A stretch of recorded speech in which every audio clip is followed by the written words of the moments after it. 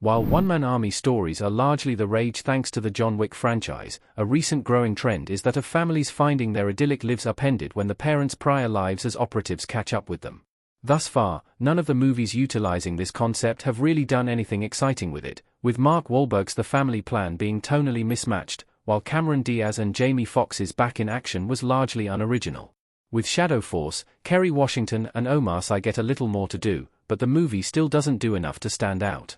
Washington and Sy star in Shadow Force as Kira Owens and Isaac Sarr, two elite operatives who, while working for the titular Covert Special Forces unit, fell in love and gave birth to a son, Kai, leading to their decision to leave the organization. Kira offers to draw out their fellow soldiers and their leader to bring the group down, while Isaac spends the next 4 years raising Kai on his own. When Isaac and Kai get wrapped up in a bank robbery that the former stops, they must go on the run and Kira rejoins them to protect their son from Shadow Force. Kira and Isaac are not the most interesting couple here. Washington and Sy also feel like they are holding back.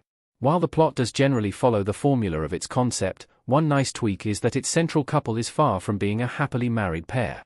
Kira's years-long absence from Isaac and Kai's lives creates an understandable bitterness on his part, leading to some meaningful conversations about the importance of time spent with family and realization on her part of what she's missed.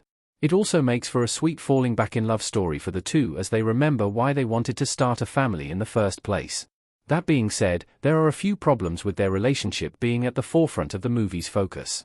The first is Sy and Washington's performances, which aren't inherently bad, but also feel like they are holding themselves back, particularly in more emotional moments, in which Washington's sadness doesn't feel all that authentic.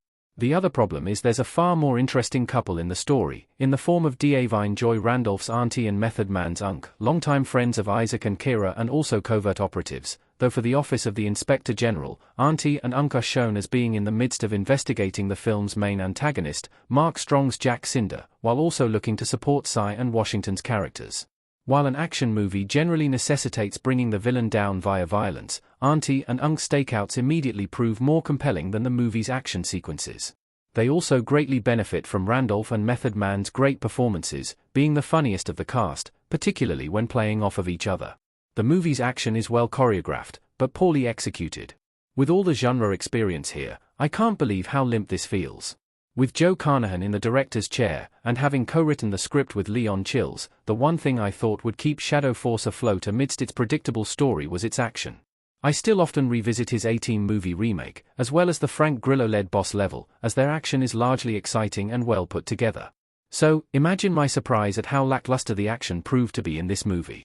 That's not to say it isn't well choreographed, as the hand-to-hand fight scenes clearly have thought behind them, and Washington and Sy are putting in the work. But the problem is that much of the cast feels like they're so focused on nailing the beats of the choreography that they're forgetting to actually sell every punch, kick, or hit. This kind of took me out of the scenes, as I never really felt any stakes were present, and that the end result was decided well before the first punch was thrown. This also carries over to the movie's gunfights, which are not only worse than the hand-to-hand combat but often laughable. One character is hit with shotgun blasts from mere feet away, and yet not only do they survive, they also have enough energy to taunt the person who shot at them. Most of the characters also forget that gunshots come with recoil and it never feels like they even believe they're firing weapons. While the acting is the main part of why Shadow Force's action fails to impress, one other element that should have been an easy fix is the sound effects. Gunshots and explosions are weirdly muted, and while fight scenes don't need cartoonish punch effects, they certainly need some proper thudding sounds to match the hits and sell them even more. Sadly, as much as I love everyone involved in the film, Shadow Force is certainly an unfortunate blemish in all of their filmographies.